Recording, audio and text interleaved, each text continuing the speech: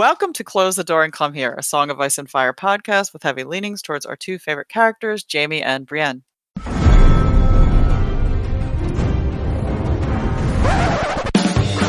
was a bear, all black and brown and covered in hair. From there to here, from here to there, the bear, the maiden fair. Hi, I'm Clotho, and you can find me at Clotho Spindle on Blue Sky. Today, I'm joined with Chicky.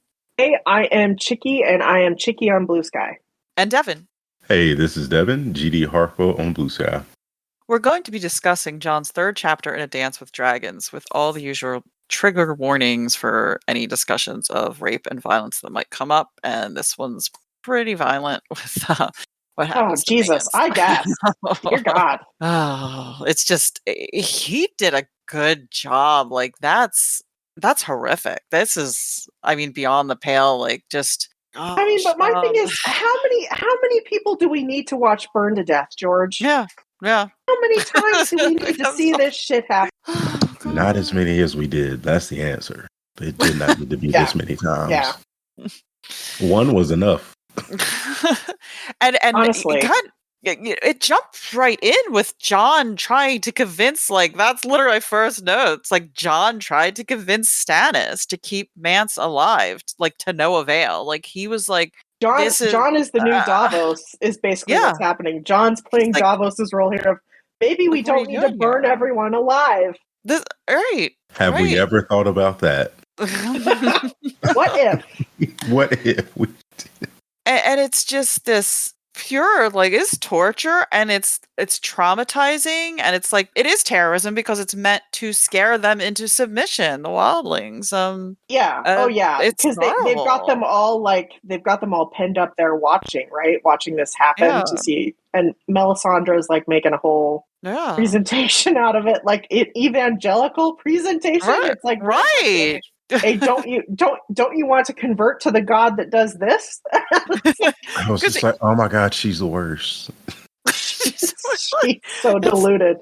It's, they have his hands are bound. They got a noose around his neck. Like, he's just Melisandre's. They have this big wooden scaffold over a pit, and when he sees this pit that they've kind of fashioned, it almost sounds like kind of artistically, like these trees from the haunted forest are kind of woven in, and it's high above this deep pit, which is filled with all mess of like dry kindling, and that's when he starts to lose it. He's begging for mercy, and they describe it as like they physically dragging him the rest of the way.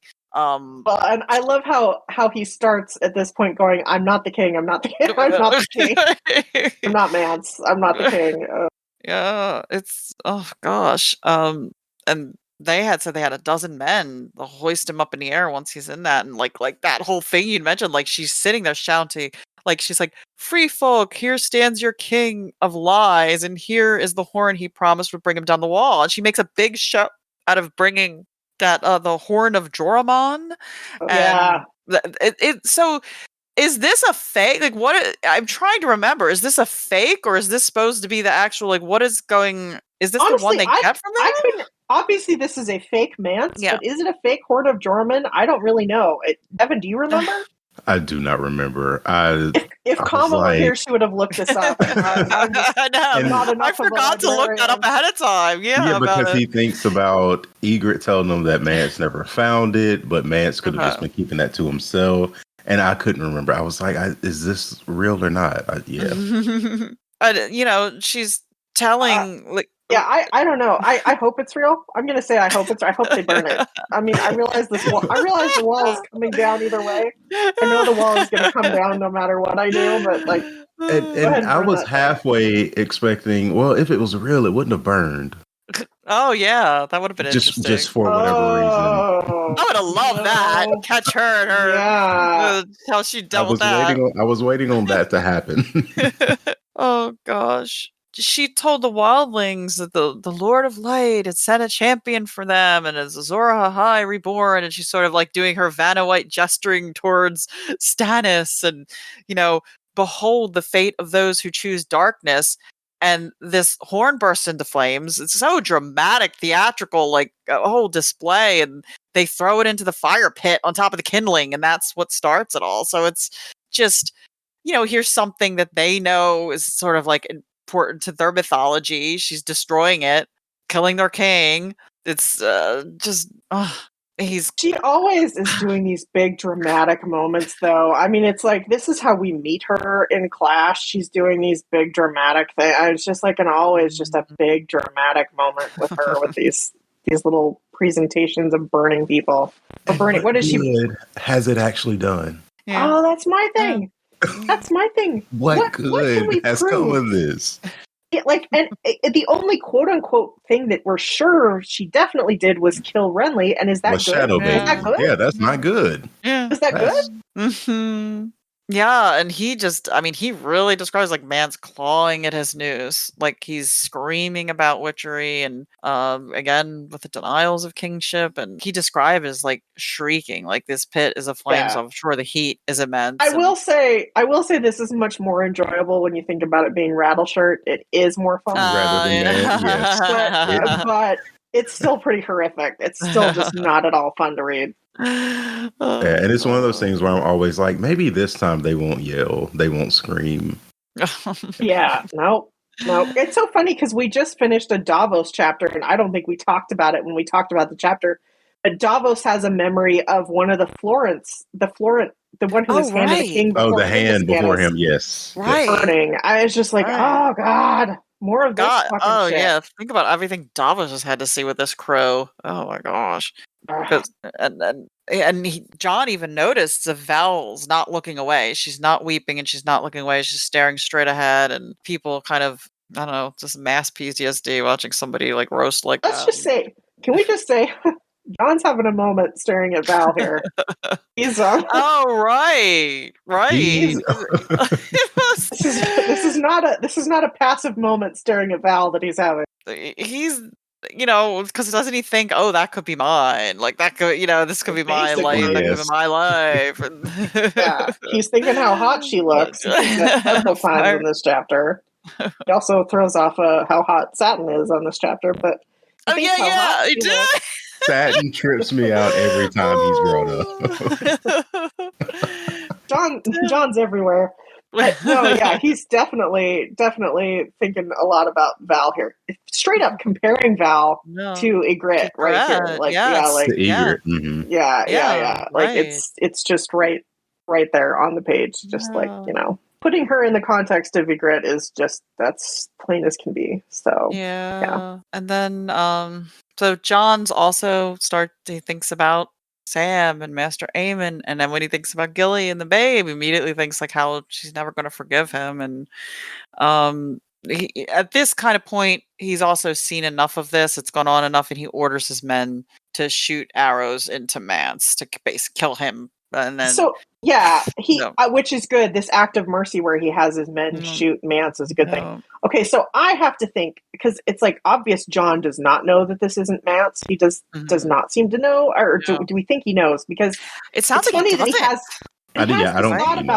He has this thought about his own deception, how he sent, Gilly off with Mance's baby, how he passed one baby off as another. And so it's like, is that just there for the reader to go, hey, we're passing somebody off as someone else? Is that just for us to kind of clue in? Because Jon doesn't seem to catch it, even though he has that thought. Yeah, he doesn't seem to, but I guess it could be a hint. If that's I felt it was for us. Yeah, I felt it was more for us. Yeah, it must be. Because he murmurs like, my notes is like, and now his watch is done softly. So I mean, I feel like he had to have believed. Yeah, that's right. Point. Yeah, he did think it was Mance, didn't he? Yeah, you're right. And but I mean, geez, like, and Stannis didn't like this. So Stannis and Melisandre did not like.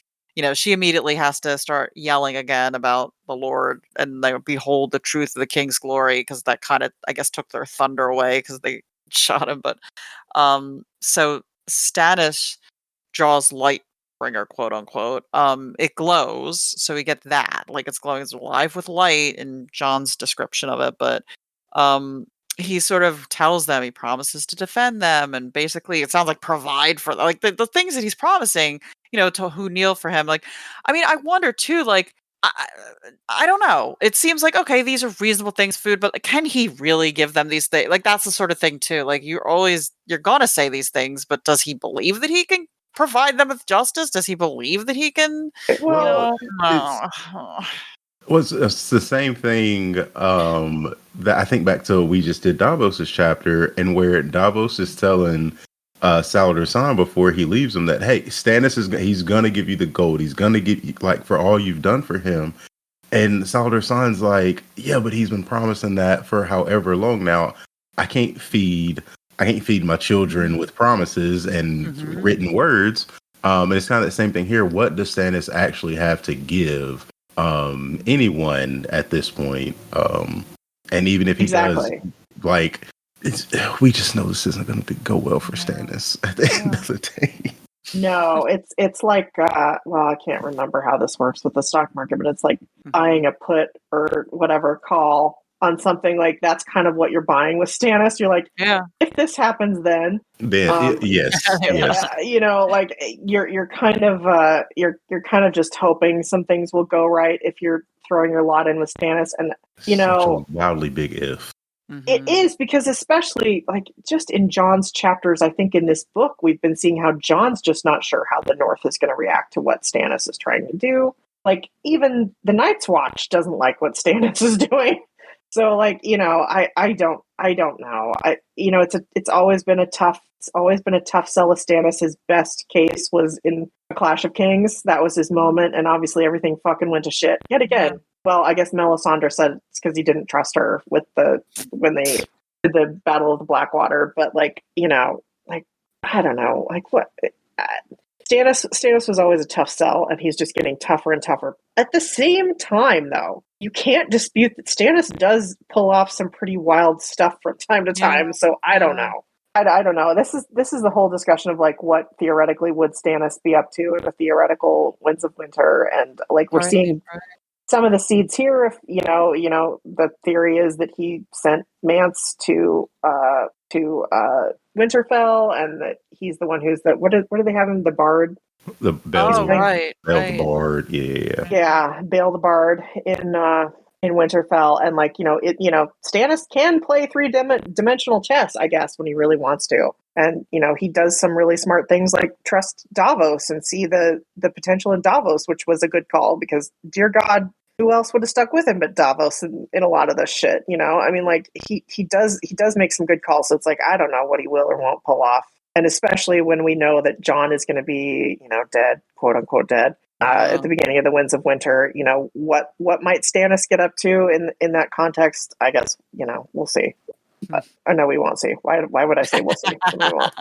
So they open the gates, and they tell them to come to the light, and they make this big, they sort of, like, even sort of more like, I guess, to beat them down even more, as they're making them, sounds like, throw scraps of, like, weirwood and things that are, I guess sort of, like, to me, the weirwood, they were giving them all, like, little, like, sticks of weirwood and telling them to go throw them in the fire on top of Mance. Like, this is how they prove that they're converting.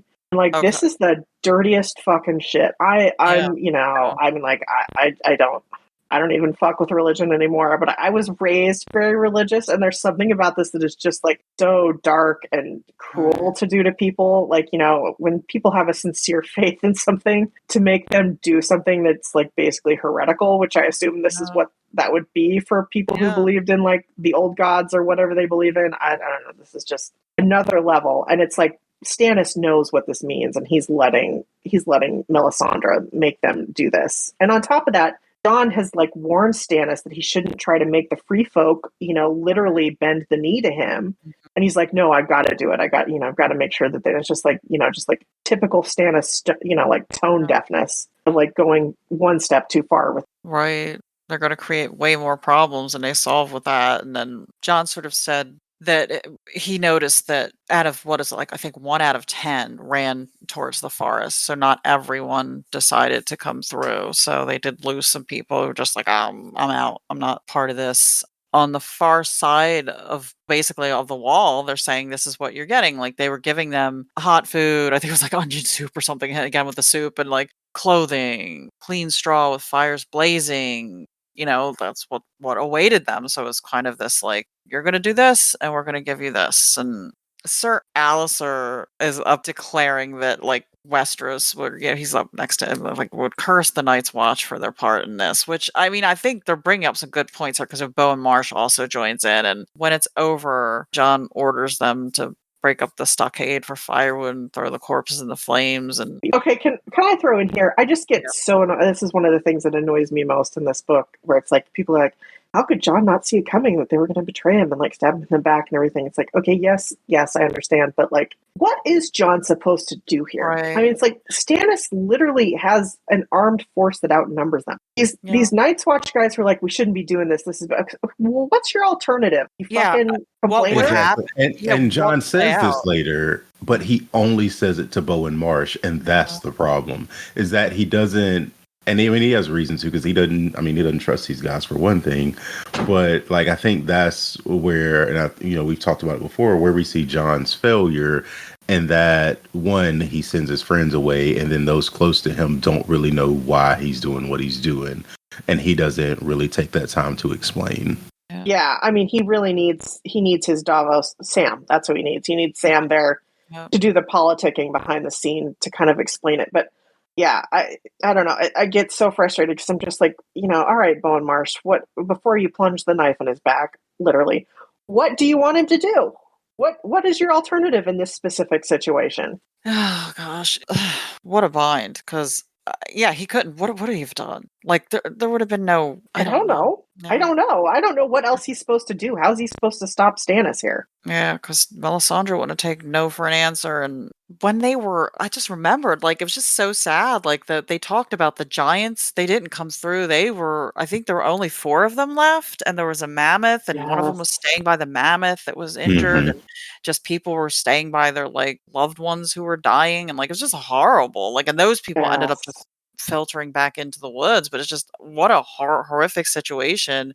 And, especially because Jon had been with them all, like that must have been horrible for him to watch that. I think it is. That's why he notices what their situation is, and he knows what they're facing when they stay north of the wall. He knows they're facing the others when they don't come through. Yeah, horrible. It's just a shame. And so Bowen Marsh is having a pretty lengthy discussion with him. He's questioning why they would let the wildlings settle south of the wall, and like. They talk about that they could seal the gates, like basically it sounds like they just run water through certain holes and then they could seal it up, basically make one big ice block in there. And but Jon's just like, Stannis not gonna let that happen. Like, even like that's the thing, all these things that they're kind of giving him, and Marsh is saying, there's rumors that he's becoming too friendly with Stannis, but like, what can he do? All these different scenarios is always still blocked by Stannis. This is the thing. Yeah, for all intents and purposes, there's a king here. Yeah. So what do you really want me to do?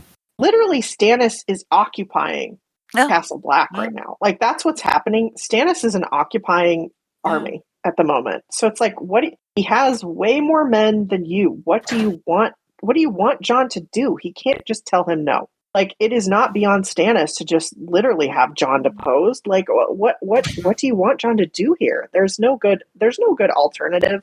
And none of the complaining guys, particularly Bowen Marsh, but, obviously Alistair Thorne, who hates everything anyway. But, like, they don't have an alternative here. What's the alternative? Yeah. Yeah. And he was nice about it. I think Jon was like, he promised him, I'll think on the conversation. It sounds like he has, and he is. It's just, he talks about the laws of hospitality. We owe him a debt because he did help them. So it's like, it's complicated, basically. And then count in, like, he thinks about how unstable everything is after Lord Tywin's death. So it's just so much, like, to consider. So Jon then moves on he goes to, I think initially he's like, I need to eat. And I don't think he ends up eating. He finds all his, pals gathered at the table. You have, like, was it like Pip, and is it like Satin, and everybody's there, and they're kind of, they're mocking the Lord of Light, and they're kind of mocking Melisandre, and Jon's cautioning them to not mess with her, because she's dangerous. Like, what they're doing. Why would you be doing this out loud? Oh my gosh, I know. You're going to be the next one kindling. Oh, You just saw a man burn. But and he thinks like he wants to stay with them. That's why all this stuff is so hard because it's like, oh my gosh, he's got this burden of responsibility, but all he wants to do is just, process in his own way, spend some time with his friends. Like they've been through a lot. Like and he can't do it. Yeah, and Jon is 16. No, it's wild. So he goes to talk to Clytus, and his rooms are under the rookery. So this was all I was trying to get my bearings of where he was saying, but so is Clytus a full blown maester? Is he an actual maester, or was he just Aemon's? They said he's steward, right? But I didn't know if he was also. Can you be? I guess you could be a maester training, or yeah. I think I don't know if he ever completed at the Citadel because he got put with Maester Aemon, and Maester Aemon just lived too long. So it feels like Clytus learned all he could from him, but it doesn't seem like he. Because I can't remember if they ever mentioned the links around his neck, his chain, everything that you get from the Citadel. So that's kind of what I was thinking. Yeah, because it sounds like he's like what 50s or 60. They say, I don't know. Sounds like 60. I think he says 60 something. 60s. Okay. Yeah, because Jon's like he's only a young man in comparison to Maester Aemon. Oh, that's why.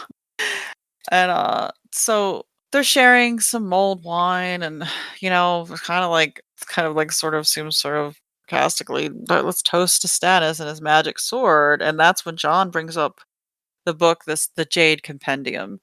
And specifically there's a section which talks about Lightbringer and Azor Ahai, and Clytus points out a sword that makes its own heat.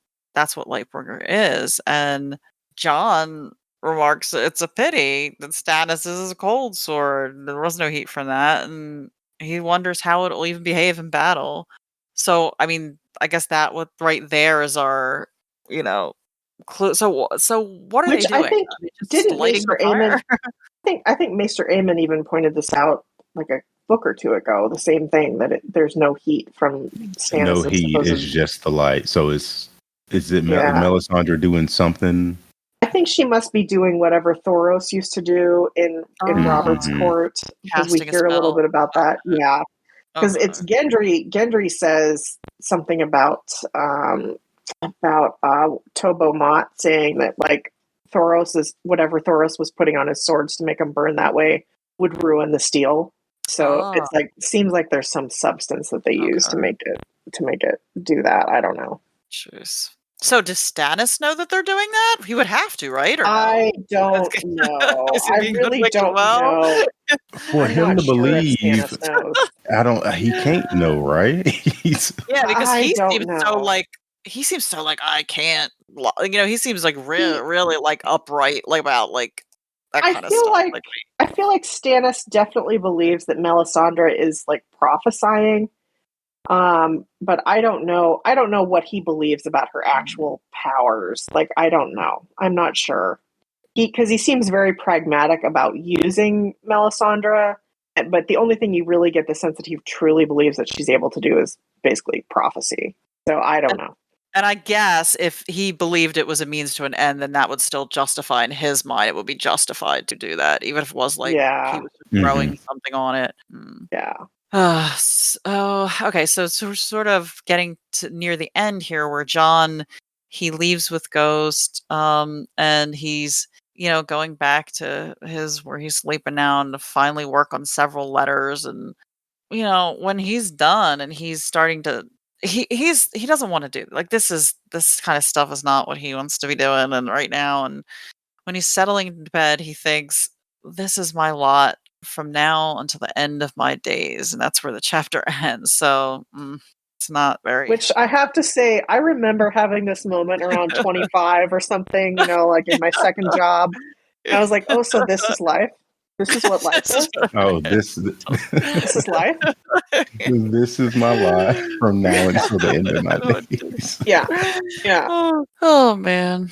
Poor Jon. It's just like with him, particularly the scene with his friends, like where you went over, where he wants to stay there. He wants to have dinner with them. He wants to laugh and be merry and just join them, just be with his friends.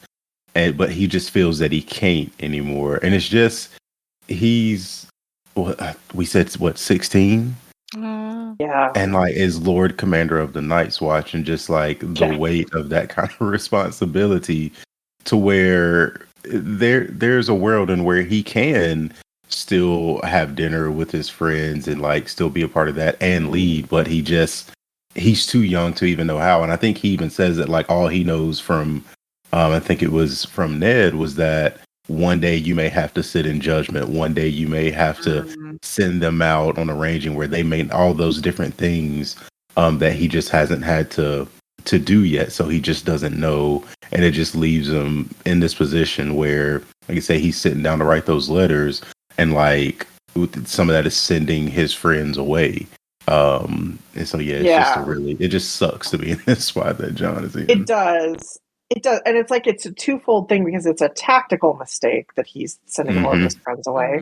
But it's also, it's like one of those things, like, you know, like people who are really conflict avoidant, and they just like sit on their feelings until eventually they just like explode. And it kind of feels like that's what happens at the end of Dance, when he decides to go after who he thinks is Arya to save her.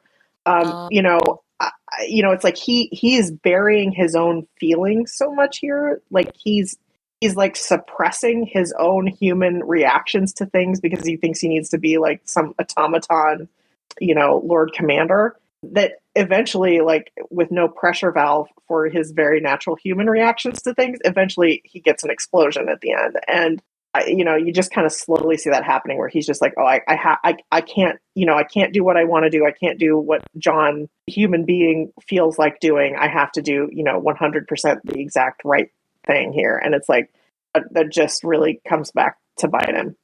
Like, that's no other way to put it. Oh man. Did we have any mail with this chapter? Yes, we do. We have a piece of mail from Buck O'Hare on Discord. What do you make of Stannis's alliance building here and elsewhere in this book? For someone so inflexible, he does a lot of alliance building.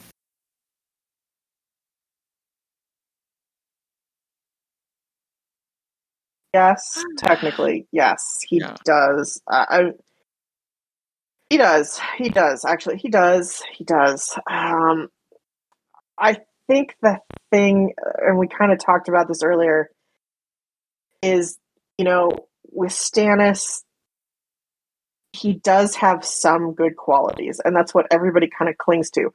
Do we kind of lionize those good qualities? Yes, but you know, you hear it whenever Davos is selling him to someone.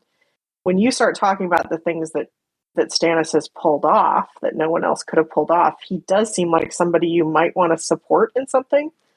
And I think there's no question that, you know, everybody is, what's the way to put it? Everybody's really skeptical of what's going on in King's Landing. Like, everybody's like, what do you mean Robert dies under suspicious circumstances, and Ned declares to the whole kingdom that Cersei's kids are Jaime's and not Robert's, and yet now they're on the throne. So now what? The Lannisters are running things, and you know, there's just kind of this series of not unfortunate, just stupid events that are happening with Westeros, where you can see why people might be thinking we might need to be looking at option, not like B, but option F. You know, and I guess that's Stannis. So you can see why people want to ally with him, and you can see that he's making some alliances. I feel like, in a weird way, yes, some of it is because of who he is, but some of it's also just kind of the circumstances that might make him an option for people. Or like we saw in Davos's last chapter, where you have this petty lord who's like, well, maybe I'm not going to directly hurt Stannis. I'm not going to offend Stannis because I'm just not sure what's going to happen. He might come out on top of this. Yeah, agreed. And that is all our mail we have. About any final thoughts on this? I was going to say something stupid like, oh God, I wish we didn't need to see any more people burn, but I know we will. I know they're trying to burn Theon in like the released Winds chapters, and I guess we have to see Shireen die in a fire at some point. So I guess that's a good reason to just hope we never get the Winds of Winter right there. So yeah, that's where I'll leave it. That's my thought. Yeah, just thinking about that this is all prepping us for the ultimate horrifying like shocker. Oh my gosh. And we just shouldn't be waiting to know for all this time. It's just absurd.